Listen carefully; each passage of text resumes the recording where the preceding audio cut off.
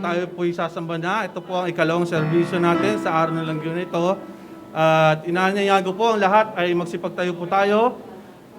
Let's sing this hymn, Christ Arose. Today, awitin po natin sa English version ng hymnal na ito. Yung mga nasa labas po, pasok na po tayo. Let's sing to the Lord with all our hearts, minds, and spirit. Ready now? Yung ano natin?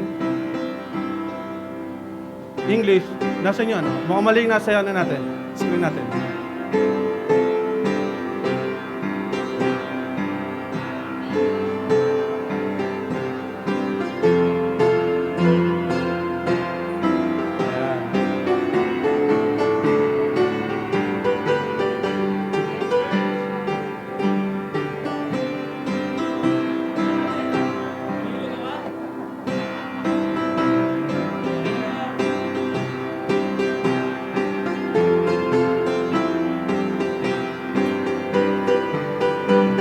Mukhang nagkaroon kami ng miscommunication kanina. Hindi po.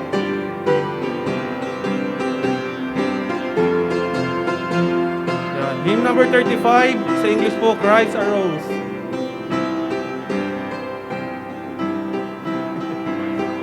Yes, Christ Arose. Na? English lang po muna diyan.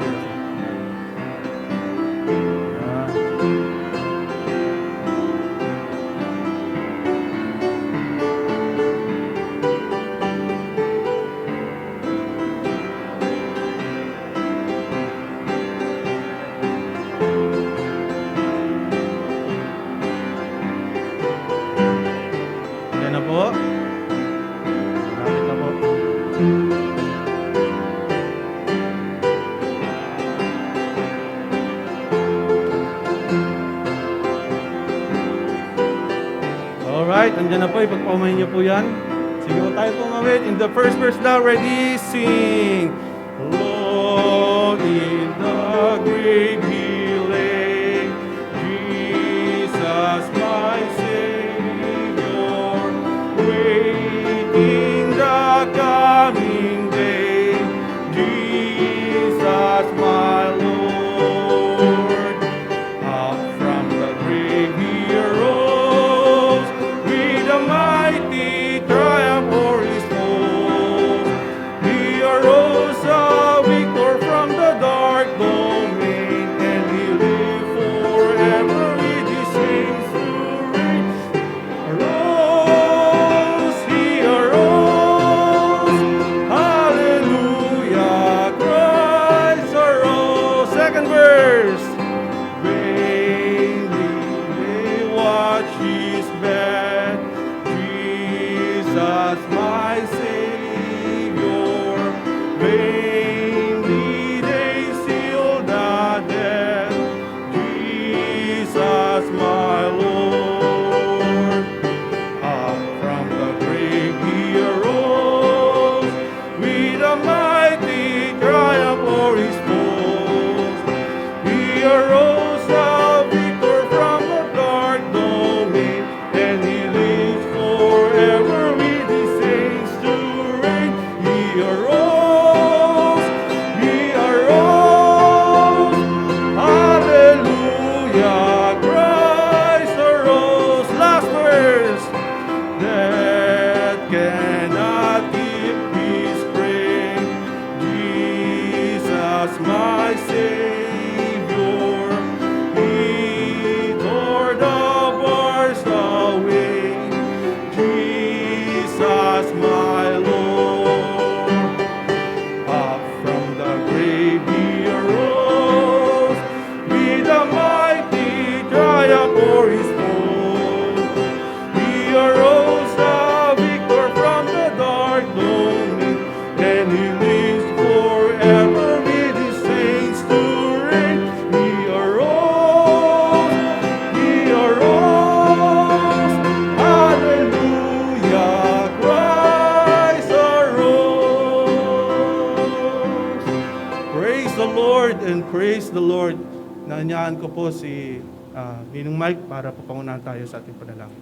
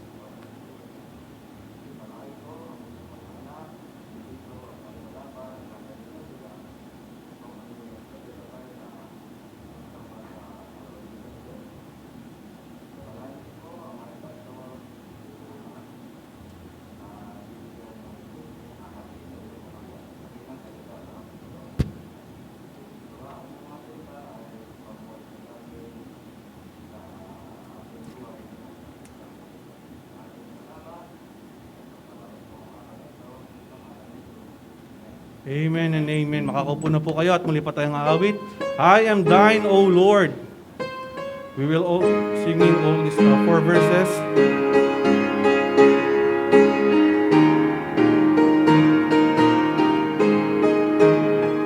42, I am thine, O Lord.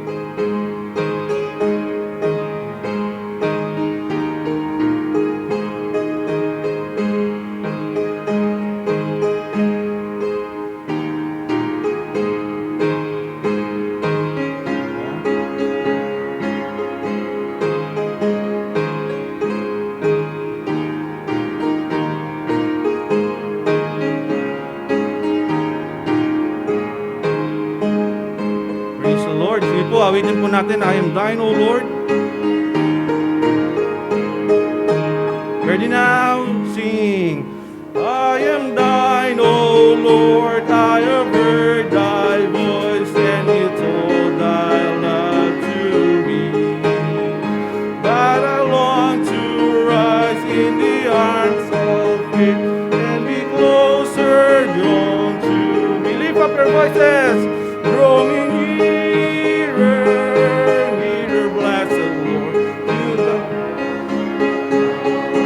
Praise the Lord.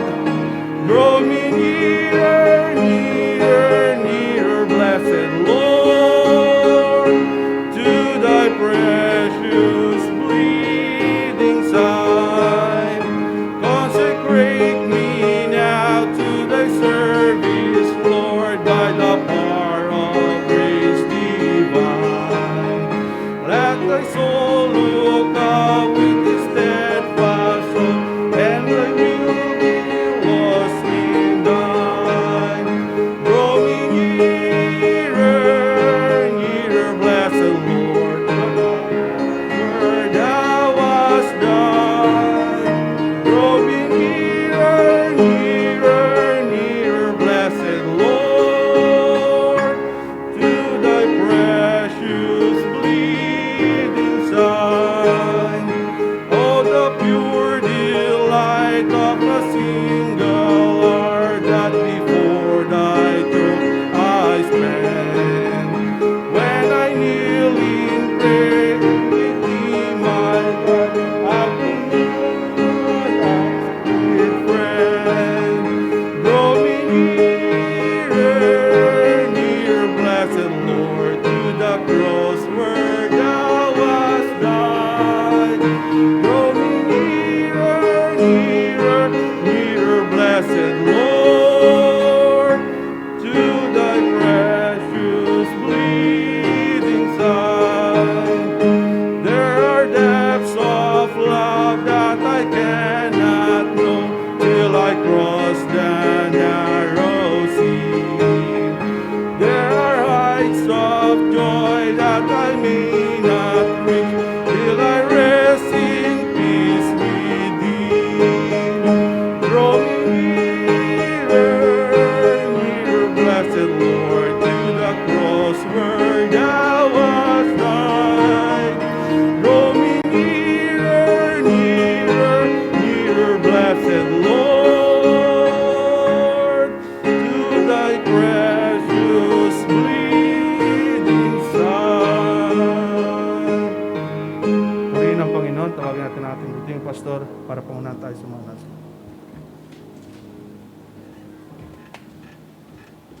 Okay, magandang umaga po sa inyo. It's good to see you all this morning. At kung inyong matatandaan, ito yung simula ng lockdown last year. Diba? Hindi akong kakamali, March 14 din yun eh. Yung lockdown. Isang taon na. No? At mamayang gabi, simula uli ng lockdown. Sa Metro Manila, alas 10 hanggang alas 5 ng umaga. No? May curfew, pero ganoon pa man, pag-ingatan natin ang sarili natin. Dahil nga, yun nga ang balita, tumaas na naman daw ang tinatamaan ng COVID. Pero masasabi lang natin, gawin lahat natin, magagawa natin upang maingatan natin ang ating mga pangangatawan. Kasi yun ang best doon eh. No?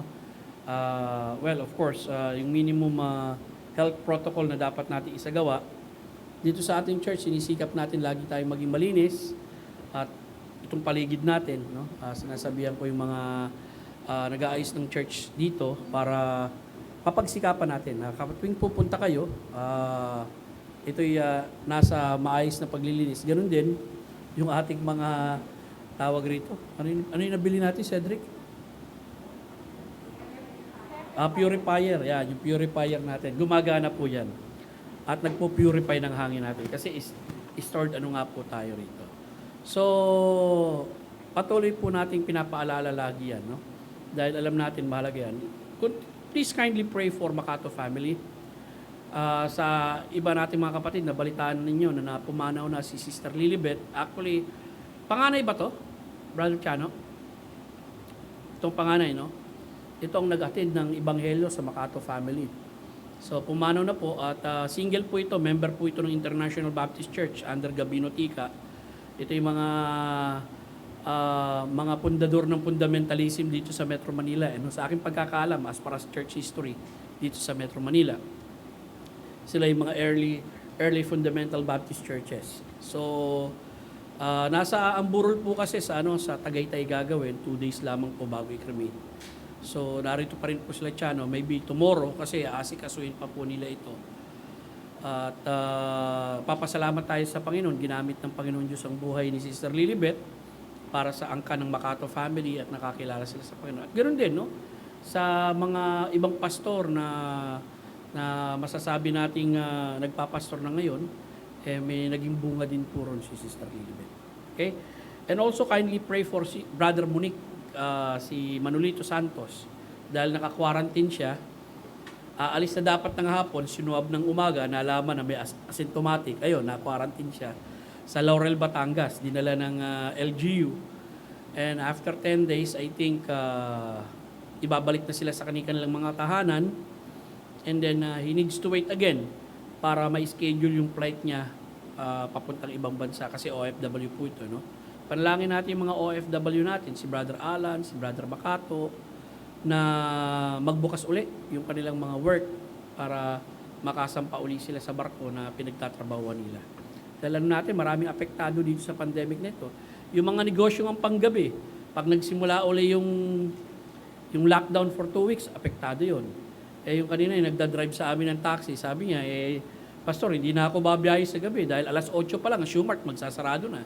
Sino pa lalabas ng gabi dahil nga magla-lockdown? Sino yung pag-alagala pa sa gabi by that time? So, marami rin silang maapektuhan. Panalangin din natin kung may mga kapatiran tayo na nasa ganyang hanap buhay, alam natin apektado ang kanilang trabaho sa pagpasok ng 2 weeks lockdown. Hindi ko lang alam kung naging masyado tayong lax ng mga Pilipino or na-excite lang tayo dahil may vaccine na tayo, kaya todo labas na, no? Kaya problema, yung mga naglalabas at nagliliwali, wala pa yata mga turok Kaya ayun, pinagtatamaan na naman. May mga kapatid na tayo rito na nasaksakan na ng vaccine, no? So AstraZeneca ang isinaksakan sa kanila. Of course, yung mga narinig ko, ay nandito experience din ni kapatid na talagang pakiramdam nila lalagnatin sila. Yung isa naman sinaksakan ng Sinovac, si Sister Eleanor, yung anak ni Ate Beth. Dahil nasa 60% lang yung yung efficacy, nahilo-hilo lang daw siya. Nahilo-hilo lang ako, Tito Doy. Pero okay ka na. Okay naman. Sabi niya, ikinuwento nga sa akin yung mga taga-PGH, no? Mga doktor na masaksakan, talagang terangkaso, nilagnat At somehow nakaano na sila ron, naka-recover na. Well, hindi ko lang alam kung anong isasaksak sa inyo, no? Pero sa amin, kung ano yung in-order ninyong isasaksak sa inyo. Okay. Lord willing, yung sa amin, Novavax kasi yung anak ko, dinamay na kami. Hindi ko lang alam kay Eunice, baka Pfizer yung sa kanila, pero yung sa amin, kay Abigail, ako, si Becca, Novavax ang isasaksak sa amin. Ang sinasabi nga nila, hindi ko lang alam kung tama, no? After kasaksakan, obserbahan ka muna ng 30 minutes, tapos iba naman yata ang sasaksakan uli. And then, obserbahan mo ng 30 minutes. Kapag bumula ang bibig mo, total, nando ka rin lang sa ospital, tatakbo ka na ron. Or kapag yung iba kasi nag-shoot up yung high blood, no? Nag-high blood, kaya talagang itinatakbo na kaagad sa ospital. Pero umasa tayo, no? Dahil mas lalakas ang confidence natin kapag nasaksakan tayo. At yung iba talagang ayaw Kumbaga, virgin oil na lang iinumin namin. Mas, mas okay lang yun. Well, kapag exposed ka sa trao at nagtatrabaho ka, of course, sa labas, mas maganda kahit paano may panlaban ka. Kahit sabihin natin 60% yan or 80% yan, may naiturok sa katawan mo na somehow makakapag-protekta sa iyo. Okay? Parang ano lang yan yung mga maliliit pa tayo, naturuan tayo sa polio. Tama ba? Ngayon nga, dito sa Pilipinas, may tinuturok yung sa flu vaccine no, na nabibili mo. At of course, ito panibagong vaccine sa ating katawan. Hindi natin alam kung gaano katagal ang bisa nito. For life na ba ito? Or good for 5 years lang. Pero if you will have an opportunity at libre din ituturok sa inyo, gusto nyo magpaturok, isagawa ninyo para at least mas makapagdagdag dito sa confidence ninyo na mapoprotektahan kayo. No? Pero umaasa pa rin tayo na sa Diyos. Ang Diyos ang patuloy na magbibigay ng wisdom sa atin how we can best protect ourselves. Kasi bibigyan niya tayo ng wisdom, no? Kung paano natin maiingatan maiging ating mga sarili. Okay? So far yun lang aking announcement sa bagay na yan. Siya nga pala, meron na tayong CCTV. Ayan asan ba yung mga magagaling na gumawa ng CCTV natin dito? Wala si Jeff Si Jeff, si Mark, si Intoy. Ayan. Kaya kung kailangan nyo ng CCTV, sabihin nyo lang, no? Mga supervisor at may-ari ng kumpanya ng CCTV ang mga yan. So, nasa itaas po yung ating multo yata yung tumitingin doon sa CCTV natin. Wala kasing tao ron pero nandun po yung TV natin, no? Yung monitor natin. Dati naman, doon sa dating church natin may CCTV. Kaya alam natin kung sino yung mga naglalaro doon during service, no? Hala, huli ka! So, matagal na po yung CCTV na yan. Hindi po bago yan. Actually, dinala pa natin yan mula sa kabila at ngayon lang natin na ikabit. So, blessing po yan sa atin. Okay? So, yun lamang po ang announcement ko. Huwag natin kakalimutan yung mga kapatid natin, especially kung may mga tawag sa inyo na kinakailangan ng panalangin. Please help them to pray. Itong nakaraang almost itong linggo na ito, may mga tawag ako mula sa mga kapatid, no? Na talagang nakakalungkot man, pero minsan dinadaan sa lakas ng loob kasi may mga cancer na nga na ando na sa tingin nila huling buwan na ng buhay nila o huling yugto huling tawag sa akin Brad, kamusta ka na? Actually, tinext ko Brad, kamusta ka na? Eto, pastor, inaantay ko na lang yung sundo ni Lord. Yung mga ganun ba? Kumbaga, confident na alam mo na haharapin nila yung kamatayan dahil malala na yung sakit nila. At of course, ginagamot sila, pero malala na nga Talaga nandun na sa huling stage. Umaasa sila na makikita nila ang Panginoon. Okay? And kindly pray for them. Ang pangalan nito si Brother June. June, ang pangalan niya. Yung isa si Nanay Lamento. Pinagpe-pray natin yung kagalingan. Yung isa si Brother Dominguez. No? Kalalabas lang sa ospital, may procedure uli na ginawa. At talagang pakiramdam niya, hindi na maganda yung pakiramdam niya. So, ipanalangin po natin. Naway matandaan ninyo yung mga pangalan nitong mga taong ito. Okay, with that, tatawagin ko na po yung tagapagpaawit. Magkakawayan tayo uli. No, hindi mo na kamayan kawayan uli. Okay. Okay po, magsitayo tayong lahat. Awitin natin Psalms 119 verse 11. The word have I hid in my heart. Kawayan natin ang bawat isa. Yan, somehow, na-miss nyo rin ang isa't isa. Yan. 19:11, Psalms 119:11. Thy word have I hid in my heart. Kung alam nyo naman yun, no? Sige, awitin po natin. Ready, sing. Thy word have I hid in my heart, that I might not sin against thee, that I might not sin, that I might not sin. Thy word have I hid in my heart. Alright. Sige po, tawagin natin si Brother Cedric. Pangunahan tayo sa pagbabasa ng salita ng Panginoon. Gandang umaga mga kapatid. Basahin po natin ang aklat ng mga awit sa talatang 119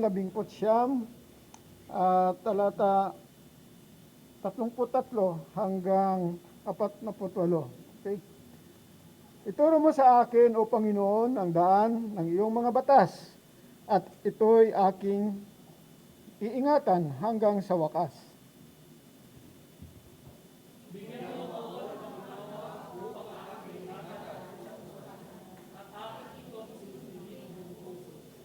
Akayin mo ako sa landas ng mga utos mo, sapagkat aking kinaluluguran ito.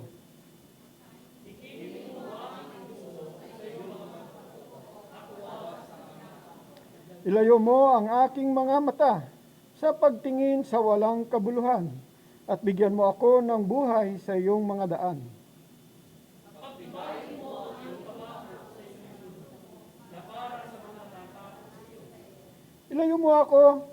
Ilayo mo ang kahihiyan na aking kinakatakutan, sapagkat ang mga batas mo'y mainam.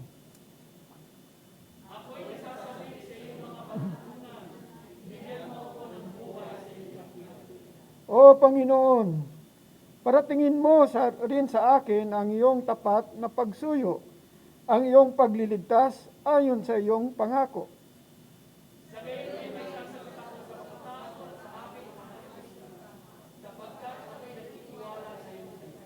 At huwag mong lubos na kunin ang salita ng katotohanan mula sa bibig ko, sapagkat ako'y umasa sa mga batas mo.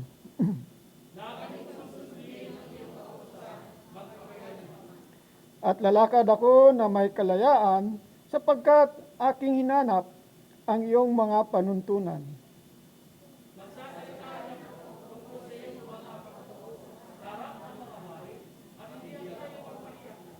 At ako'y natutuwa sa iyong mga utos na aking iniibig. Titas mo ang aking mga mata sa iyong mga utos at inibig mo ako. Amen.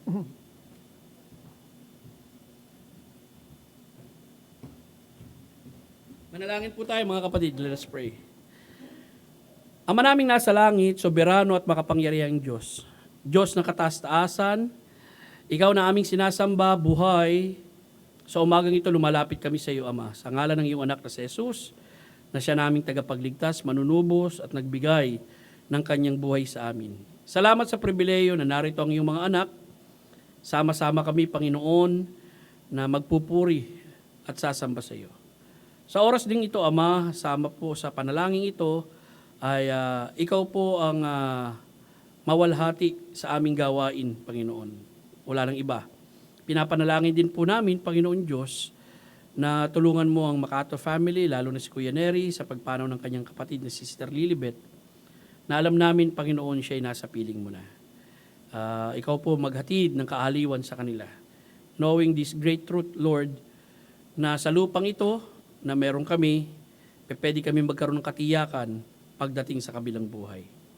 And also, panalangin din po namin, iba namin mga kapatid na sa mga oras na ito naka-quarantine, maaari ang iba'y iniingatan, hindi lamang ang kanyang sarili, maging ang church namin, Panginoon, sapagkat dun sa departamento nila ay nagkaroon ng exposure sa isang kasama sa trabaho na may sakit, so damay silang lahat na kinakailangan protektahan din nila, Panginoon, ang sarili nila, maging ang church.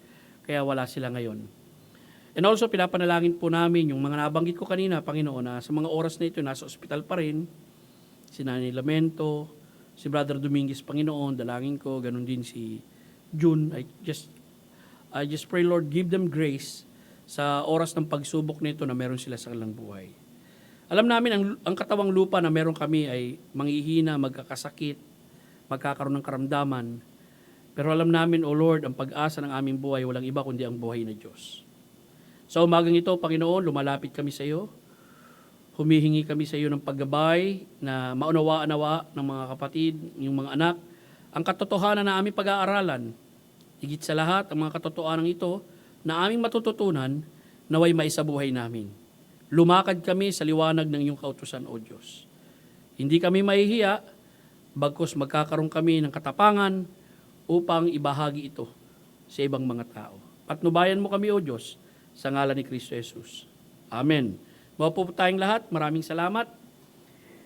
It's good to see our brothers and sisters this morning, lalo-lalo na yung mga nakapunta sa probinsya at nakapagbakasyon at nakauwi na o nakabalik na rito sa Metro Manila. No? Sa umaga po ito, nagpapasalamat ako sa Panginoon sapagkat somehow, matatapos na tayo ron sa ating almost 5 weeks, no? 5 weeks na introduction dun sa i-discuss natin na halo-halong paniniwala ng syncretismo, nagbigay lang po tayo ng pundasyon. At itong pundasyon na aking ginawa ay sa Exodus 20, 1-4, no? Na kung saan tinalakay natin yung huwag kang magkakaroon ng ibang Diyos maliban sa akin. At dito po, sa Exodus 20, babasahin ko na muna po, no? Exodus 20, 1-6, sapagkat dito po, magtatapos na po tayo rito sa ating outline. Mamaya na lang. Okay? Sige. Yung choir, mamaya na lang po kayo kakanta. Okay? Buti mapalad pag may asawa ka talaga, no? Pinapaalala yung mga pagkukulang mo, no? Okay. Choir, aawit po kayo mamaya. Okay? Huwag kayong mag-alala. Eh, pag hindi kayo nakaawit mamaya, hindi kayo nakaawit. Pero awit po kayo mamaya. Okay. Sige, Exodus 20, 1-6. Okay? At sinalita ng Diyos ang lahat ng salitang ito na sinasabi, ako ang Panginoon mong Diyos na naglabas sa iyo sa lupain ng Ehipto, sa bahay ng pagkakaalipin. Huwag kang magkakaroon ng ibang mga Diyos sa harap ko. Huwag kang gagawa para sa iyo ng larawang inanyuan o ng kawangis man ng anumang anyo na nasa itaas, sa langit o nasa ibaba, sa lupa o ng nasa tubig, sa ilalim ng lupa. Huwag mong yuyukuran sila o paglilingkuran man sila, sapagkat akong Panginoon mong Diyos ay Diyos na mapanibughuin, na aking dinadalaw ang katampalasanan ng mga magulang sa mga anak hanggang sa 3 at 4 na salinlahi ng mga napopuot sa akin, at pinagpapakitaan ko ng kaawaan ang libu-libong umiibig sa akin at tumutupad sa aking mga utos. Natalakay natin ito, no? Itong mga nakaraan na linggo, yung pagpapakilala ng Diyos, kung sino siya at anong klaseng Diyos ang ating sinasamba. Pangalawa, ang pagkilala ng Diyos. Kinikilala ng Diyos kung sino yung kanyang mga tao. At nais kong makita ninyo, when you study Exodus, when God gave the law, hindi niya ibinigay yung batas kung kani-kaninong mga tao. Hindi niya binigay yung batas sa lahat ng mga tao. Ibinigay niya yung batas niya lamang sa mga tao. Ganyan din po ang prinsipyo sa New Testament. We have the law, and that is the law of Christ. Pero bago mo masunod yung law of Christ, kinakailangan dumaan ka muna dun sa unang hakbang. Yung magkaroon ka ng buhay na kaugnayan o relasyon sa Diyos sa pamagitan ni Jesucristo. Okay? There are people who wants to obey the law of Christ, but ang problema, wala naman silang kaugnayan sa Diyos. Wala silang kapangyarihan ng Espiritu ng Diyos upang maging matagumpay sila sa pagsunod dun sa mga utos ni Kristo. Tinalakay natin ang pagliligtas na ginawa ng Diyos, ang pagsambay dapat sa tunay na Diyos lamang, ang panglima, ang pagbabawal na sinabi ng Diyos, ang tatalakayin natin ngayon, ang pang-6 at ang pang-7, ang paghatol sa mga namumuhi sa Diyos o napopuot sa Diyos, gamitin na rin natin yung term na yun, at ang pagpapala sa mga taong umiibig sa Diyos. Umpisa natin ang paghatol sa mga napopuot sa Diyos or namumuhi sa Kanya. Huwag mong yuyukuran sila o paglilingkuran man sila, sapagkat akong Panginoon mong Diyos ay Diyos na mapanibughuin, na aking dinadalaw ang katampalasanan ng mga magulang sa mga anak hanggang sa 3 at 4 ng salinlahi ng mga napopuot sa akin. Now, nais ko makita ninyo yung salitang dinadalaw, no? Yung word na visiting or visit, sa Hebrew word pakad, sa Greek word episkeptomai. Ang idea po rito, pangkaraniwan na ginagamit, no?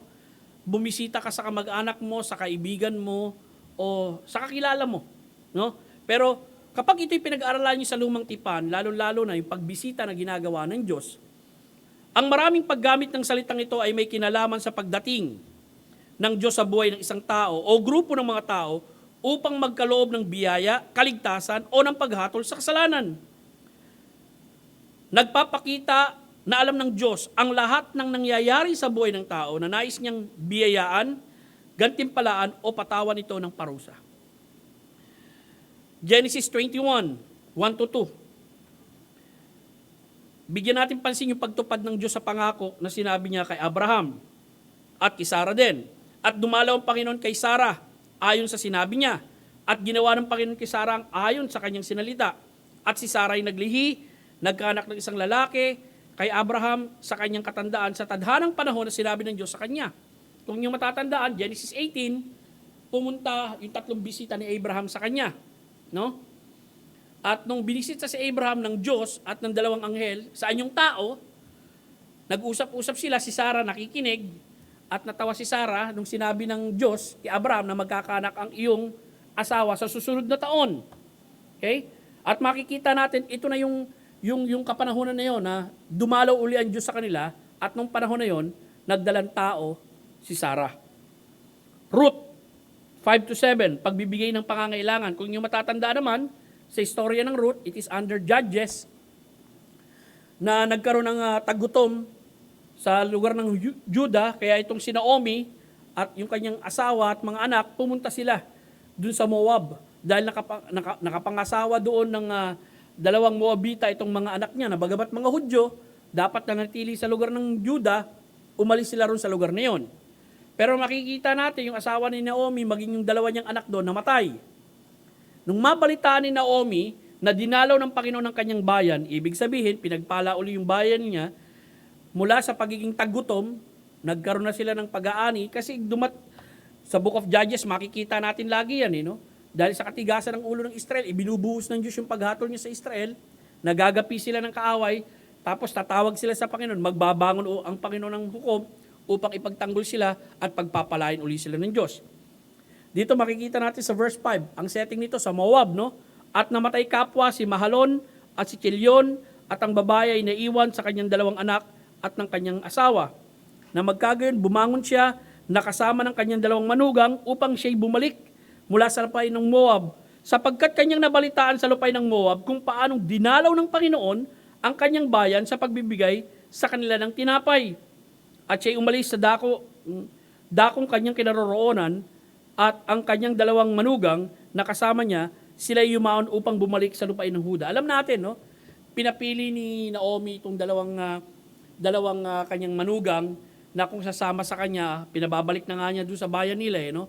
Pero ang nanatili sa kanya si Ruth, no? Hanggang sa nakabalik nga dito sa lugar ng Juda. Now, makikita natin ang idea na kapaloob dito, yung pagdalaw ng Diyos sa pagbibigay ng pangangailangan nila or pagpapala sa kanila materially. Genesis 50:24, may kinalaman naman to sa ginawang pagliligtas ng Diyos doon sa Israel. Sinabi ito ni Joseph nung buhay pa siya, no? At sinabi niya rito, sinabi ni Jose sa kanyang mga kapatid, ako'y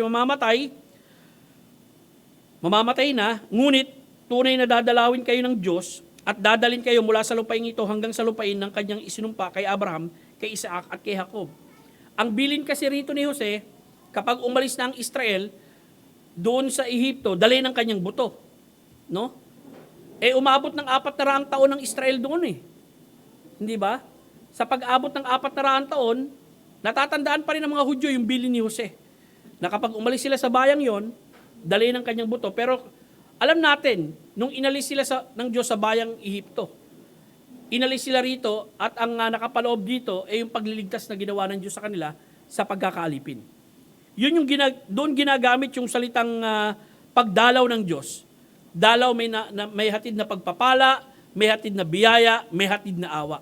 Ngayon, nais ko namang makita ninyo yung dalaw ng Diyos na katulad ng ginamit sa Exodus chapter 20 verse 5, na ang dalaw dito, dalaw na ang dala ng Diyos paghatol. So ginagamit yung word na visit, no? Or visitation sa New Testament. Nakita natin yan when Gabriel visit Mary, may dalang biyaya si Gabriel kay Maria sapagkat magdadalang tao si Maria at itong pagdadalang tao ni Maria ay mula sa Diyos. Exodus 34-35, at ngayon yumaon ka. Iyong patnubayan ng bayan sa dakong aking sinalita sa iyo. Narito ang aking anghel ay magpapauna sa iyo. Sinabi ito kay Moses. Gayon may, sa araw na aking dadalawin sila, ay aking dadalawin ang kanilang kasalanang pinagkasala nila. Sinaktan nga ng Panginoon ang bayan sapagkat kanilang ginawa ang guya na ginawa ni Aaron. Pansinin niyo ito, no? Makikita natin, isa rin sa naging dahilan ng paghatol ng Diyos sa Israel, sa ilang, nung kapanahonan na yon, ay yung sumamba sila sa tinatawag nating guyang Diyos-Diyosan, no? Mula sa mga ginto na meron sila, humulma si Aaron. Kapatid pa ni Moses to, ng isang guya na sasambahin. Kapag sinabing guya, itsurang hayop ito, nasasambahin nila na itong gagabay sa kanila pabalik uli sa Ehipto. Abay, nagalit ang Diyos sa kanila. Of course, hinatulan sila dahil sa ginawa nilang kasalanan ito. Jeremiah 8:12. Nangahiya baga sila nang sila'y gumawa ng kasuklam-suklam. Kapag sinabing kasuklam-suklam, may kinalaman ito sa Diyos-Diyosan, no? Hindi sila nangahiya ng anuman. Ninangamula man sila. Yung word na nangamula, alam niyo yung word na nag-blush? Di ba? Yung nag-blush ka, no? Yung tipo bang nagpapakyut ka, tapos sa pagkapakyut mo, hindi mo napansin, may kanal, nahulog ka. Imbis ma-impress sa pagpapakyut mo, natawa yung mga tao sa iyo. Nag-blush ka pa. So, nangamula man sila. Kaya sila'y mga buwal sa gitna ni Yaon. Nangabuwal sa panahon ng pagdalaw sa kanila, ay mahahagi sila, sabi ng Panginoon. Awit 89:30 hanggang 32. Ang kanya namang binhi ay pananatilihin kong magpakailanman. At ang luklukan niya ay parang mga araw ng langit. Kung pabayaan ng kanyang mga anak ang kautusan ko, referring kay David, at hindi magsilakad sa aking mga kahutulan, kung kanilang sasalansangin ang mga palatuntunan ko at hindi ingatan ang mga utos ko, kung magkagayoy, aking dadalawin ng pamalo ang kanilang mga pagsalansang at ng mga hampas ang kanilang kasamaan. So makikita natin, no? Yung salitang dinadalaw, kapag ito'y nakita nyo at binasa nyo sa Biblia, alamin nyo yung context nito, makikita nyo kung ito'y ginagamit, kung ang Diyos ay magpapala sa tao, kung ang Diyos ay magbibiyaya sa tao, kung ang Diyos ay magliligtas sa tao, or kung ito'y ginagamit bilang paghatol. Okay? Minsan kasi ginagamit ito sa konteksto ng paghatol. At dito na nakita natin yung mga talata kanina. Ngayon, sino ang mga damay sa paghatol? Ito, nais kong makita ninyo yung context nito para ma-appreciate natin. No? Sino ba ang damay sa paghatol na ang kasalanan ay may kinalaman sa pagsamba sa Diyos-Diyosan? Sinabi nito, huwag mong yuyukuran sila o paglilingkuran man sila, sapagkat ako, Panginoon mong Diyos, ay Diyos na mapanibughuin, na aking dinadalaw ang katampalasanan ng mga magulang sa mga anak, hanggang sa 3 at 4 na saling lahi ng mga napopuot sa akin. So yung praise na ginagamit dito, 3 at 4 na saling lahi ng mga napopuot sa akin, kung ikaw ang pinakalolo, ingkong, no? And then yung may anak ka, yung anak mo may anak, hanggang sa apo mo sa tuhod, abay damay sila. Ang mga sasagutin nating tanong dito, paano kung nakakilala ako sa Panginoon? Kung yung aking mga ninuto, maging ang aking mga magulang noon, bago pumikit ang mata nila, sila'y pala sambahin sa Diyos-Diyosan. Ngunit akong anak nila ngayon ay isang Kristiyano na. Damay pa rin ba ako dun sa paghatol na sinasabi ng Diyos, na sinabi niya rito? Tandaan nyo, this is a moral law. At itong moral law na ito, applicable pa rin ito sa atin ngayon. Okay?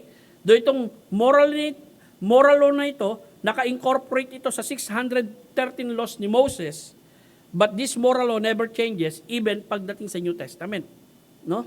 Hindi ito binago ng Panginoong Diyos. At ang makikita natin dito, balik tayo sa Exodus 34:7, may makikita rin tayong ganito, no? Na gumagamit ng kaawaan sa libo-libo na nagpapatawad ng kasamaan at ng pagsalansang ng kasalanan at sa anumang paraan ay hindi aariing walang sala ang salarin na dinadalaw ang kasamaan ng mga ama sa anak at sa mga anak ng mga anak hanggang sa 3 at 4 na saling lahi. Leviticus 20:5, pansinin niyo ito. Ay itititig ko nga ang aking mukha laban sa taong yaon at laban sa kanyang sangbahayan at ihiwalay ko sa kanyang bayan siya at ang lahat ng manalig sa sumusunod sa kanya na nananalig kay Molok. Si Molok, isang Diyos-Diyosan ito. Isang uri ng Diyos-Diyosan na makikita sa Canaan noon na kapag ito'y sinasamba nila, nag-child sacrifice sila. No? Kapag nag-aral ka ng mga Aztec Indian, no? Yung mga tribes dun sa Mayan civilization, abay, mas nakakahindik-hindik doon. Dahil doon, araw-araw pumapatay sila ng tao. Kasi naniniwala sila sa Diyos-Diyosan, yung Sun God. Kaya sa Egypt, Ra ang pangalan ng Sun God. At yung Sun God, kinakailangan, araw-araw, mag-offer sila ng tao na talagang bubuksan yung puso, minsan buhay pa, kukunin nila at i-offer nila doon sa Diyos-Diyosan nila. Dahil baka bukas hindi na lumabas yung araw. Kaya talagang daan-libo, no, ang ino-offer nitong mga Aztec Indian ito sa kasaysayan. Of course, nung dumating yung mga Spaniards doon, talagang they destroy it, no? Yung civilization ito, sinira nila. Dahil nga sa nakita nilang ginagawa nitong abominasyon. Pero ganun pa man, sa kasaysayan ng Lumang Tipan, may ganun din. Ino-offer nilang mga sanggol sa Diyos-Diyosang ito, at ang tawag ng Diyos doon, abomination or karumal-dumal. At lahat ng mga Hudyo, nasasamba roon, kasama ang kanyang pamilya, kasama ang kanyang angkan, damay sa paghatol ng Diyos. Ngayon, ikatlo at ikaapat na saling lahi. During ancient time, ang uri ng buhay nila roon, hindi katulad ng sa panahon natin, no? Kasi sa atin pag sinabing family unit, single family unit no? Isang ama, isang ina, tapos mga anak sa isang tahanan. Pero sa kanila pag sinabing family unit, tumutukoy yun sa angkan. Na nandoon sa bahay nila or sa compound nila, si lolo, si lola, si ingkong, si ingkang, okay? Si tatay, si nanay, si anak, si apo, hanggang si apo sa tuhod. Kaya kapag dumating ang paghatol doon, damay lahat yun. No? Kung ipinanganak man yung lolo na, yung ama ng lolo mo, nung 1920s, tapos yung lolo mo, 1950s, tapos yung tatay mo, 1990s, tapos ikaw pinanganak ka, 2010, ngayon 2021 na, no? At nasa isang tahanan kayong lahat, kapag dumating ang judgment ng Diyos, lahat yun damay. Walang pipiliin doon. Okay? First, second, third generation, damay doon. Ngayon, ang tanong natin, ito rin ba'y tumutukoy na kung wala na ang aking mga magulang, wala na ang aking mga lolo, ngayon damay pa rin ako. Madadamay ka kung yung paniniwala nila, paniniwala mo pa rin. Kung ang sinasamba nilang Diyos noon, na Diyos-Diyosan, sinasamba mo pa rin Diyos-Diyosan ngayon. At hindi ito nabago. Pero napuputo lamang ito kapag ikay naniwala na sa tunay na Diyos. Sapagkat yung kasalanan ng magulang, okay, hahatulan nyo ng Diyos, at kung yung anak matuwid na sa harapan ng Diyos, hindi na idadama yon. Makikita rin po natin yan, nasa batas yan. Pumunta po tayo sa aklat ng Deuteronomy 24:16. Ito ang sabi ng Biblia, ang mga magulang ay hindi papatayin dahil sa mga anak. Ni ang mga anak ay papatayin dahil sa mga magulang. Bawat tao ay papatayin dahil sa kanyang sariling kasalanan. So kung naging palasambahin man o pagano man yung mga ninuno mo, sana hindi mo minana yung mali nilang paniniwala. Sana yung paniniwala mo ngayon tama na. Sana yung paniniwala ng mga anak mo ngayon na ikaw yung mananampalataya, yung mga anak mo, na-impluwensyahan mo at kumilala rin sa tunay na Diyos. Okay? Tuloy po tayo.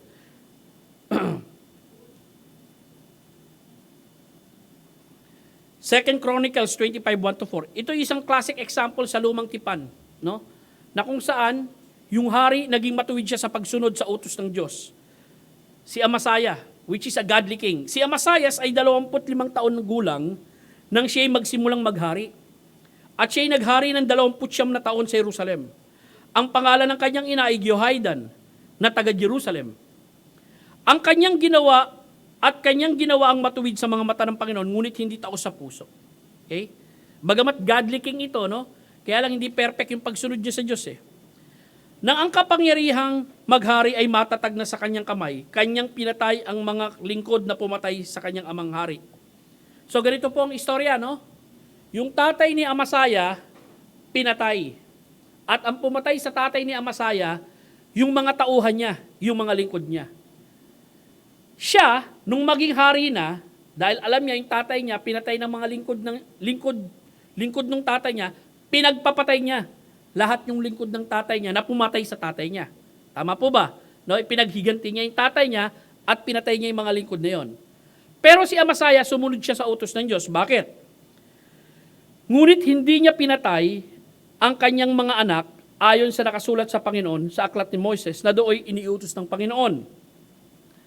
Ang mga ninuno ay hindi papatayin dahil sa mga anak, ni ang mga anak man ay papatayin dahil sa mga ninuno. Kundi bawat tao ay mamamatay dahil sa kanyang sariling kasalanan. So nakita natin ang judgment ng Diyos. Ibubuhos ng Diyos sa ikatlo at ikaapat na saling lahi. Pero ito'y mapuputol kung yung ikatlo at ikaapat na saling lahi ay tunay nang nakakilala sa Panginoong Diyos. Okay? Ito'y mapuputol at yung sumpa ng hatol ng Diyos dahil sa kasalanan ng pagsamba sa Diyos-Diyosan ay mapapalitan ng pagpapala kung ikaw, sa iyong kapanahunan, nakilala mo ang totoo at buhay na Diyos. Okay? Anong dahilan? Basahin muna natin ito, no? May mga talata pa ako rito. Ezekiel 18:20. Ang taong nagkasala ay mamamatay. Ang anak ay hindi magdurusa dahil sa kasamaan ng ama, niyang ama ay magdurusa dahil sa kasamaan ng anak. Ang katwiran ng matuwid ay sasa kanya at ang kasama ng masama ay sasa kanya. Naalala ko dati, in-interview si Nur Miswari. No? Nur Miswari in-interview. Actually, it was during election time at tinatanong kung sino ang iboboto ni Nur Miswari na magiging vice president. Ewan ko kung napanood niyo yun. Panoorin niyo sa YouTube, mapapanood niyo yun. And then I was listening to that nung in-interview siya. Ang galing ng sagot niya. And which also, makikita rin naman sa Quran yun at makikita rin sa Biblia. Sabi niya, sino iboboto mo bilang vice president? Sabi niya, I will vote for Marcos as vice president. I like him at gusto ko siya. Oh, teka lang. Sabi niya, yung tatay nun, talagang hinanting ka at gusto kong ipapatay. Sabi niya, oo, yung tatay niya. Mortal enemy kami nun, ni Ferdinand Marcos, sabi ni Nur Miswari. Pero yung anak niya, hindi ko kaaway. Okay? Kung kaaway ko ang tatay niya, dahil, of course, rebelde sila, tapos nasa cover mo si President Marcos, sabi niya yung anak ko, hindi ko kaaway. Sabi niya, yung kasalanan ng ama, hindi kasalanan ng anak. In which sa Biblia, totoo yun. Kung yung anak walang kasalanan, inosente siya. Kung yung ama ang may kasalanan, yun ang hantingin mo. Hindi mo na dapat daidamay yung anak. Ibang-iba yan sa ancient time. Sa ancient time, kapag pinag-aralan nyo rin ito sa Biblia, no? May mga hari doon na kapag binagsak nila yung kaharian, papatayin nila yung hari at lahat ng anak ng hari damay. Pero makikita nyo iba sa batas ng Panginoon. Sa batas ng Panginoon, kung sino nagkasala, may personal accountability siya, siya lamang ang mananagot. Maliban lamang kung kabahagi yung kanyang pamilya dun sa kanyang kasalanan. Katulad nung nangyari kay Achan, kung inyong matatandaan, hindi ba? Nung time ni Joshua, na kung saan si Achan, talagang inibig niya yung mga material na bagay na nakuha nila sa Jericho. Na ang sinabi ng Diyos, lahat ng makukuha nyo dyan, kung tutusin, first fruit lahat yun eh. Sa kaba ng Panginoon, mapupunta yan. Okay? First fruit yung Jericho, yun yung unang lugar na pupuntahan nila roon. Kaya lang si Achan, talagang nangulimbat doon. At ang masakit nun, natagpuan yun dun sa bahay nila. During that time, mga tent lang ang bahay nila, ang ginagawa nila, naghuhukay sila ng lupa, dun ibinabaon yung kayamanan, tapos tatakpan yun ng carpet. Hindi nga naman halata, pero alam naman natin, Diyos na ang kalaban ni Joshua noon, Diyos na ang kalaban ng bayang Israel, Diyos din ang nagturo kung sino talaga ang may sala. Hindi lamang si Achan ang namatay doon, damay ang kanyang pamilya. Sang-ayon sa mga pag-aaral, hindi madadama yung pamilya ni Achan kung si Achan lang ang may kasalanan. Pero dahil nakisawsaw doon, yung kanyang pamilya at mga anak, kaya lahat sila nadamay doon sa kasalanan ni Achan. Okay. Ayaw natin mangyari yan. If you're an head of the family, ayaw mo mangyari yan, na dahil sa'yo, nadamay ang pamilya mo dahil sa hatol ng Panginoong Diyos. Tandaan mo, mas maganda ang iniimbitahan natin sa ating tahanan, yung pagpapala ng Diyos, yung paggabay ng Diyos, yung awa ng Diyos, yung habag ng Diyos, kesa paghatol ng Diyos. Ganon din sa buhay natin. Anyayahan mo ang pagpapala ng Diyos sa buhay mo, hindi yung paghatol niya. At dito makikita natin, no? Ano nga pala ang dahilan ng paghatol ng Diyos? Dun sa mga taong ito. Ang dahilan ng paghatol ng Diyos sapagkat itong mga taong ito ay napupot sa Kanya. Sa tingin nyo ba, na kung meron kayong kapitbahay o maging si kapitan dun sa barangay, Brad, may project tayo sa barangay natin, ha? Nakikita mo ba yung pinakatampok na lugar na yon? Papagawa natin ng malaking ribulto yan. Okay? Iilawan natin, lalagyan natin ng tawag ron, nung bahay niya ron. Tapos bubulaklakan natin yan para makikita rito sa buong barangay. Or kayo man, dun sa mga tinatangkilik nyong bahay, dun sa gilid o sa kanto na yon, magpapagawa ka ng magandang fish pan doon, at tapos dun sa ibabaw ng fish pan na yon, maglalagay ka ng imahin doon. At sa tingin nyo, pagpapakita yon, ng pag-ibig or loyalty sa Diyos. No! Pagpapakita yun ng pagkamuhi mo sa Diyos. Sapagkat itong mga taong ito, the mere fact na sumasamba sila sa Diyos-Diyosan, dahil sa puso nila, muhi sila sa Diyos. At dahil bulag sila sa katotohanan, ang alam nila na kapag gumawa sila ng mga Diyos-Diyosan, yumuko sila sa Diyos-Diyosan, bumuhat sila ng Diyos-Diyosan, nagbigay sila ng bulaklak sa Diyos-Diyosan, ito'y pagpapakita nila ng pag-ibig sa Diyos. Sa Biblia, hindi ganon. Kapag ginawa mo ang mga bagay na yun, nagpapakita ka na napopuot ka o namumuhi ka sa Diyos. Yan ang sabi ng Biblia. Hindi ako nagsabi, ha? Huwag mong yuyukuran sila o paglilingkuran man sila, sapagkat akong Panginoon mong Diyos ay Diyos na mapanigbuguin, na aking dinadalaw ang katampalasanan ng mga magulang sa mga anak hanggang sa 3 at 4 na saling lahi ng mga napopuot sa akin. May mga tao ba talagang napopuot sa Diyos? Yes. Ito yung mga taong sumasamba sa Diyos-Diyosan.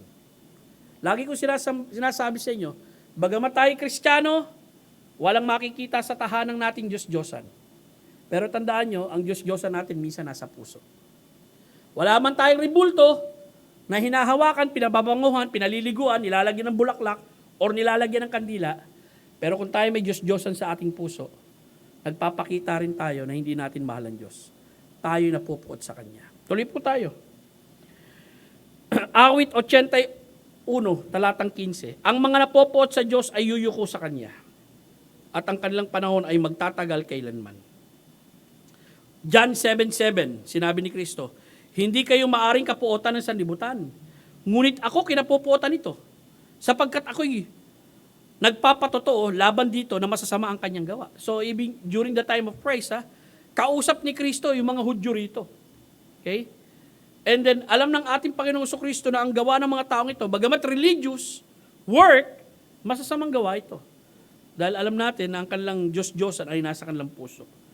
John 15:18, kung kayo'y kinapupuotan ng sanlibutan, ay alamin ninyo na ako muna ang kinapuotan nito bago kayo. Kaya ibig sabihin, kung ang sanlibutan, dahil ikay isang matapat na Kristiyano, nabubuhay ka sa katwiran, sa katotohanan, namumuhi sa iyo, nagagalit sa iyo, killjoy ka, sinisiraan ka, at ayaw sa iyo, tandaan mo, hindi ka una dyan.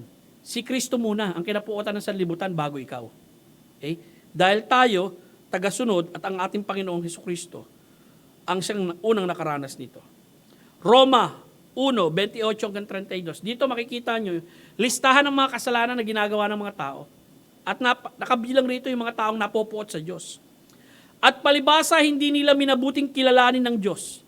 Hinayaan sila ng Diyos sa isang mahalay na pag-iisip upang gawin ang mga bagay na hindi nararapat.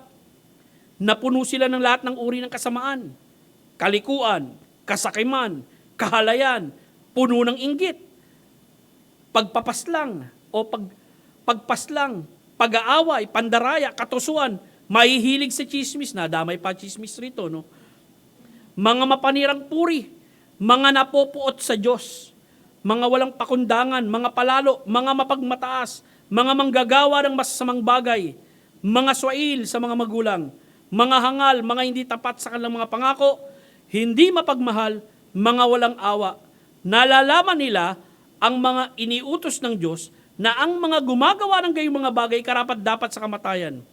Ngunit hindi lamang nila ginagawa ang gayon, kundi sinasang-ayunan pa ang gumagawa ng mga yon. So dito makikita natin, mga tao na gumagawa ng mga bagay na yon, mga nabanggit na kasalanan, bagkus sinasang-ayunan pa nila kung yung iba gumagawa ng gayon. Hindi po bang nakapanood ka? Hindi, tama lang yan. Ganyan talaga gawin sa taong yan, patayin. Di ba? Tuloy tayo. 7, ang pagpapala sa mga taong umiibig sa Diyos. So opposite of that, mga taong namumuhi sa Diyos, may paghatol, mga tao namang umiibig sa Diyos. Ang sarap pag-usapan ito, no? Lalo-lalo na pag pinag-uusapan ng pag-ibig. Hindi lang po teenager ang pwedeng pag-usapan ng pag-ibig, no? Kahit matanda ka na, masarap pa pag-usapan ng pag-ibig. At sana, habang tumatanda ka, nade-develop yung pag-ibig mo. Hindi lang sa Diyos, kundi maging sa kapwa mo. Kasi lumalago ka sa pananampalataya eh. At dito makikita natin, at pinagpapakitaan ko ng awa ang libo-libong umiibig sa akin at tumutupad sa akin mga utos. Hindi lang po nakapaloob dito mga Hudyo. Damay po yung mga hentil ng mga panahon na yon. At papaano nila na ipapakita yung pag-ibig nila sa Diyos? Of course, sumasamba sila sa tunay na Diyos. Doon nila na ipakikita yung pag-ibig nila sa Diyos. At yung word na pag-ibig dito, no, umiibig sa Diyos, ginamit rito yung salitang hesed. Okay? Napakayaman itong salitang ito, no, sa ibang pagkagagamit nito sa English, ginamit ito bilang love, faithfulness, mercy, favor, loving kindness. Very common yung word na loving kindness sa Lumang Tipan. Ang tawag dito, hesed or kaawaan. Halimbawa sa Exodus 15:18, iyong pinapatnubayan sa iyong wagas na pag-ibig ang iyong tinubos na bayan. Ang ganda, no? At iyong kalakasan ay inihahatid mo sila sa banal mong tahanan. Exodus 34:6, ang Panginoon ay nagdaan sa harapan niya at nagpayag. Ang Panginoon, isang Diyos na puspos ng kahabagan at mapagpalang hindi magagalitin at sagana sa wagas na pag-ibig at katapatan. Awit 26:3, sapagkat ang iyong tapat na pag-ibig ay nasa harap ng aking mga mata at ako'y lumalakad na may katapatan sa iyo. Deuteronomy 7:9, napakaganda nito. Dahil dito, kilalanin ninyo na ang Panginoon ninyong Diyos ay siyang Diyos, ang tapat na Diyos na nag-iingat ng tipan at may wagas na pag-ibig sa mga umiibig sa Kanya at tumutupad ng Kanyang mga utos hanggang sa 1,000 lahi. Now, nais kong bigyan pansin mga minamahal. Kapag ginagamit yung salitang pag-ibig sa Diyos, lagi itong ikinokonekta sa pagtupad sa Kanyang utos. Kailanman, na makikita niyo sa Biblia, kapag sinasabing ang isang tao'y umiibig sa Diyos, laging nakakonekta rito at nakakabit rito, tumutupad siya sa utos ng Diyos. Hindi mo pwedeng sabihin sa sarili mo na mahal mo ang Diyos, siya ang laman ng puso mo at iniibig mo siya, pero pagdating sa pagsunod sa utos niya, matabang ka. Malaking contradiction yon at malaking question yon. Dahil sa mga taong tunay na umiibig sa Diyos, hindi mawawala ang pagsunod sa Diyos. Amen? O kayong mga bata, kung mahal niyo mga magulang ninyo, magiging masunurin kayo sa magulang ninyo. Diba? Hindi pinaghuhugas ka ng pinggan, inamag na yung pinggan. Kulang na lang, pagtaniman na ng gulay eh. No? At hindi mo pa mahugasan. Pinggan pa lang yung pinag-uusapan natin, ha? Hindi ka pa nag-aalaga sa nanay mo na nasa ospital. Pinggan pa lang yun. Diba? Hindi ka pa yung inuutusan ng nanay mo na bumili ng gamot sa alanganing oras. Okay? Kung kayo mga bata. Okay? O kahit kung kayo nakatira sa inyong mga tahanan at wala pa kayong mga asawa, abay maging masunurin tayo pagdating sa bagay na yan. Ganun din, kapag sinabi nating mahal ang Diyos may utos. Pansinin niyo yung sinabi ni Kristo, 1:14-15, kung iniibig ninyo ako, tutuparin ninyo ang aking mga utos. Ang ganda, hindi po ba? So sa mga taong umiibig, may utos na ibinigay sa kanila ang Diyos. Sa mga taong umiibig, may utos na ibinigay sa kanila si Kristo. At kung nais nating magpakita ng tunay na pag-ibig sa Diyos at kay Kristo, yung utos nila, susundin natin. Kung hindi tayo masunurin sa utos, may question na malaki roon. Kung talaga tayong umiibig sa Diyos o kung talagang kilala natin ang Diyos. Sapagkat ang Biblia rin nagsasabi sa unang 1, 2:3-5, sa ganitong paraan, nalalaman natin, nakikilala natin siya kapag sinusunod natin ang kanyang mga utos. Ang nagsasabing nakikilala ko siya, ngunit hindi sinusunod ang kanyang mga utos ay isang sinungaling at wala sa kanya ang katotohanan. Ang sino man sumusunod sa kanyang mga salita, totoong naganap sa kanyang pag-ibig ng Diyos. Sa ganitong paraan, nalalaman natin na tayo'y nasa kanya. Mahalaga po ito, no? Tandaan nyo, maraming utos ang Diyos. Sa Lumang Tipan, balik tayo. Nung ibinigay yung 10 utos ng Diyos, ipinakilala ng Diyos kung sino siya sa Israel. At ipinakilala ng Diyos na kinikilala niya yung Israel na mga tao niya. Sa Bagong Tipan, kung tayo'y mga anak ng Diyos, bahagi tayo ng katawan ni Kristo at kinikilala natin ang Diyos, Ama, sa pamagitan ng Diyos anak na si Jesus, may utos o Kristo at dapat sundin natin yung mga utos ni Kristo na makikita natin sa Bagong Tipan na may kinalaman sa ating mga mananampalataya na bahagi ng kanyang katawan. Okay? Maliwanag po yan. At may moral law sa Lumang Tipan, lalo-lalo na yung 10 utos ng Diyos. It is carry over in the New Testament. Hindi po binaliwala yan. Keep holy the Sabbath day, of course. Yung Sabbath keeping, wala yan sa New Testament sapagkat ang araw ng ating pagsamba ay linggo. Linggo tayo sumasamba, hindi tayo Sabado sumasamba. Pero ipinangingiling pa rin natin linggo sapagkat ito ang linggo ng pagkabuhay. Ito ang linggo ng tagumpay. Hindi ito linggo ng paglikha. Sabado ng paglikha, pero we commemorate the work of Christ every Sunday, the work of redemption. Pag Saturday, the children of Israel is commemorating the work of God in creation. At nagpahinga ang Diyos, no, ng Sabado. At ito ang ipinangingiling ng mga Hudyo. Tayo naman, linggo nangingiling sapagkat inaalala natin, okay, yung pagtatagumpay ni Kristo nang siya'y namatay sa atin sa krus ng Kalbaryo, inilibing at nabuhay na muli at siya'y nabuhay ng linggo. At sama-sama tayong sumasamba pag linggo. John 21:15, klasikong halimbawa, no? Naalala niyo ito? Pagkatapos nilang mag-agahan, sinabi ni Jesus kay Pedro, Simon, anak ni Jonas, iniibig mo ba ako ng higit sa mga ito? Kumbaga ito, nung time na nangisda sila Apostol Pedro, pagkabuhay na muli ito ni Kristo, it seems na bumalik sila ron sa dati nilang trabaho.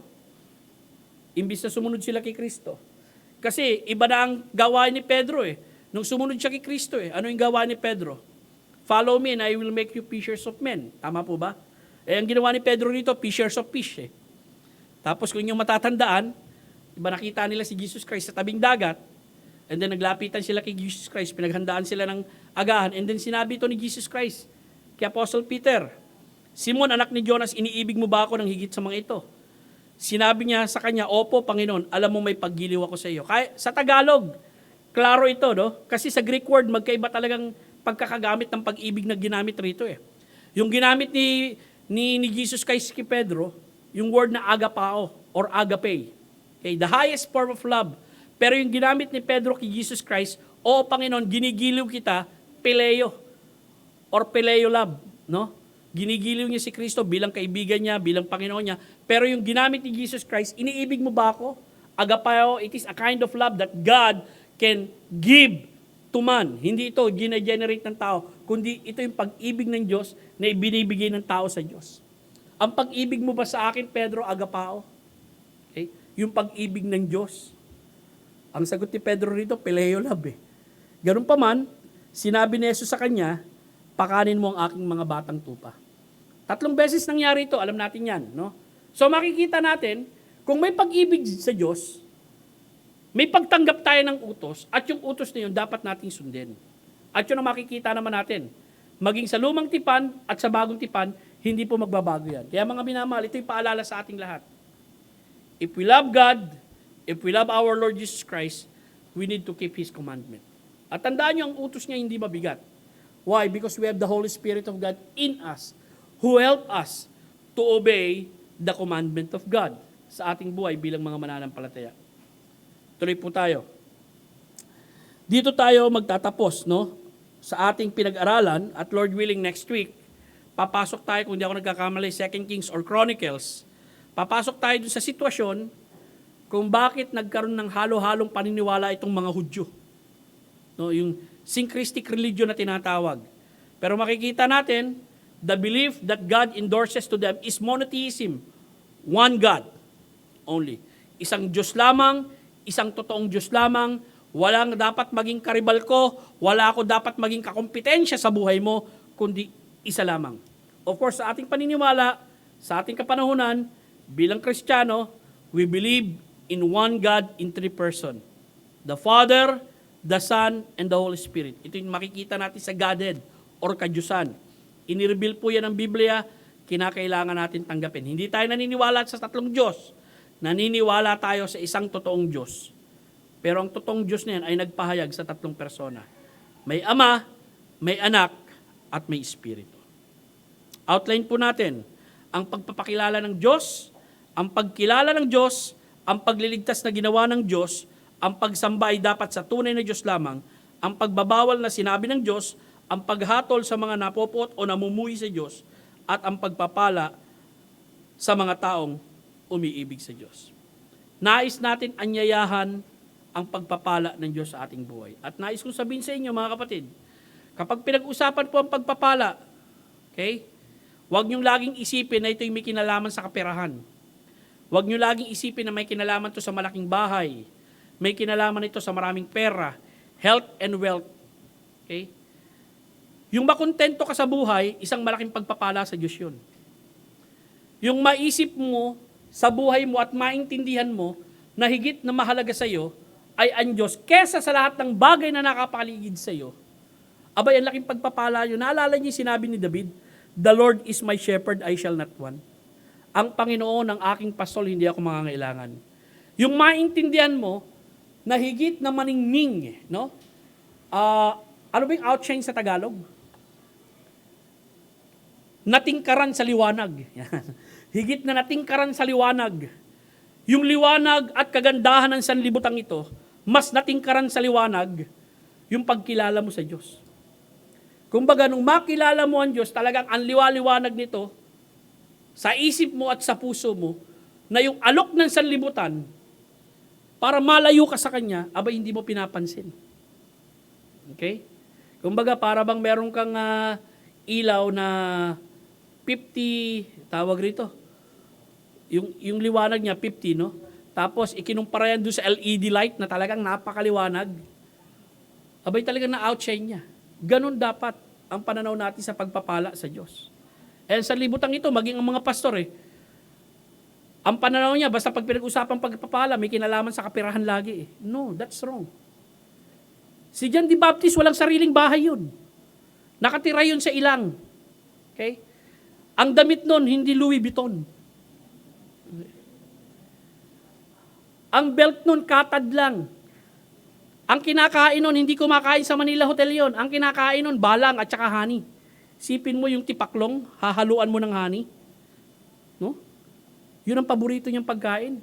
Yun ang makikita natin sinabi sa Biblia And yet makikita niyo isang taong may pagkakilala sa Diyos. Isang taong sumusunod sa Diyos at may takot sa Diyos. Pakaisipin natin mga kapatid, na higit ma-outshine ng pagkilala mo sa Diyos at kaningningan ng Diyos ang lahat ng kaningningan ng sanlibutan ito. Kung ikaw ay susunod sa Kanya. Manalangin po tayo. Salamat sa oras na ito, O Lord, sa natapos naming gawain. Salamat sa pribileyo na makapagturo ng iyong salita sa mga kapatid. Salamat sa almost 6 or 7 weeks na narito sila, sinundan ang serye ng pag-aaral ng salitang ito at aming natapos. Purihin ka, O Diyos, sa iyong kagandahan loob. Dalangin ko, ibuhos mo ang iba yung pagpapala sa aking mga kapatid na narito, Panginoon.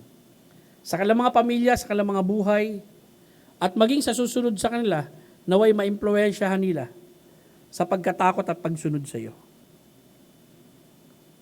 Mahal ka namin, O Diyos. Iniibig ka namin sa aming buhay. At nawa makita mo ang pag-ibig namin ito sa pamagitan sa aming pagtalima sa iyo. Lahat pong ito'y dalangin namin sa iyo sa ngalan ni Kristo Jesus. Amen. Okay? Eric, ikaw na mag-pray ng offering. Tapos, Bok, tayo ka na lang rito. Rick, can you pray for it? Sige po.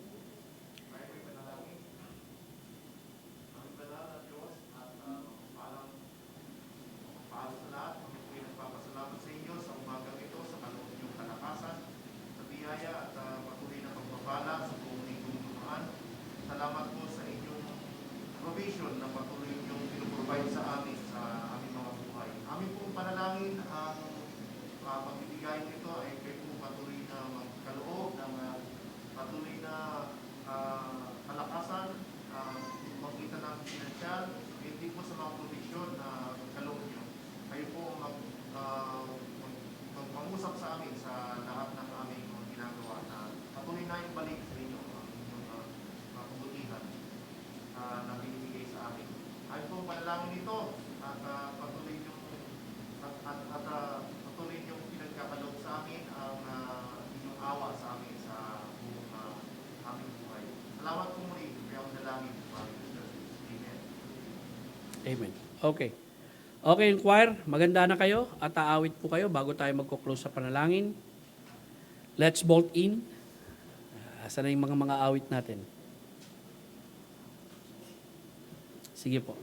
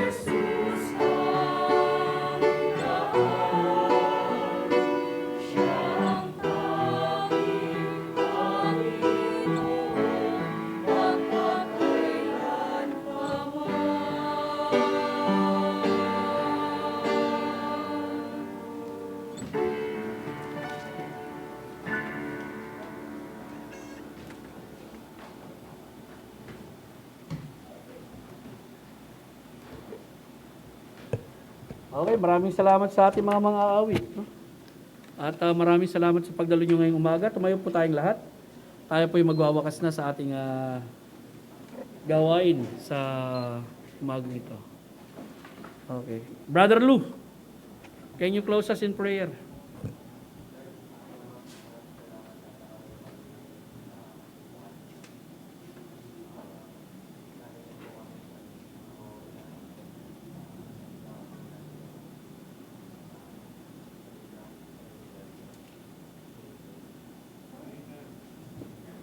Amen. Sige po. Baka gusto niyo munang kumain ng ano dyan.